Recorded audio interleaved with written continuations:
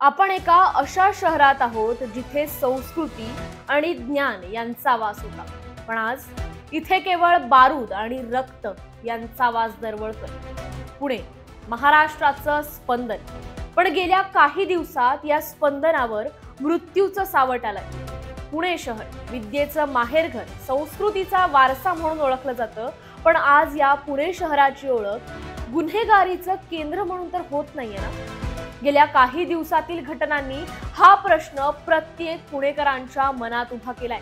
नमस्कार, मी मानसी आणि तुम्ही पाहताय स्पेशल रिपोर्ट। 3 दिवसांपूर्वी कोंढव्यामध्ये भर दिवसा सार्वजनिक ठिकाणी खडी मशीन चौकात एक रिक्षा थांबते आणि गोळ्यांचा आवाज होतो। गणेश काळे या तरुणावर गोळ्या झाडल्या जातात, पण सूड इतका क्रूर होता की गोळ्या पुरेशा वाटल्या नाही। त्याला कोयत्याने विटंबना करून संपवण्यात आले। हा केवळ खून नाही, हा आहे टोळी युद्धाचा उघडा नाच। वनराज आंदेकर खुनाचा सूड, टोळ्यांचा हा खेळ शहराच्या शांततेला भस्मसात करतोय। तुम्ही आम्ही सुरक्षित आहोत का, हा प्रश्न विचारण्याआधी 4 नोव्हेंबरला शहराचं हृदय मानला जाणारा भाग बाजीराव रोड, दुपारी 2:15ची वेळ, जिथे लोकांची वर्दळ असते, तिथे मयंक खराडे नावचा एक 17 वर्षाचा मुलगा केवळ जुन्या वादातून भर रस्त्यात लोकांच्या डोळ्यात देखत कोयत्याने चिरडला जातो। त्याचे मित्र किंकाळ्या मारत मदत मागतात, पण रक्ताच्या थारोळ्यात तो मृत्यूशी झगडत राहतो। मुख्य म्हणजे हल्लेखोरही अल्पवयीन। आपल्या शहरात बाल गुन्हेगारीची ही विकराळ रूप कोण पोचतंय? सलग 72 तासात 2 बळी, एक टोळी युद्धाचा आणि दुसरा बाल गुन्हेगारीचा। हे केवळ आकडे नाहीत, हे शहराच्या आत्म्यावर झालेले वार आहे। आपण यावर अनेक प्रश्न उभे करू शकतो। एक, ही गुन्हेगारी वाढतीये, पण का? शहराचा विस्तार होतोय, जमिनीच्या तुकड्यासाठी जीव घेतले जातायत, मोक्का आणि MPDA सारखे कायदे असूनही टोळ्यांमध्ये पोलिसांचा धाक उरला नाहीये का? बाल गुन्हेगार बेफाम झालेत। जर किशोरावस्थेतील मुलं हातात कोयते घेत असतील तर आपण कोणत्या भविष्याकडे चाललोय?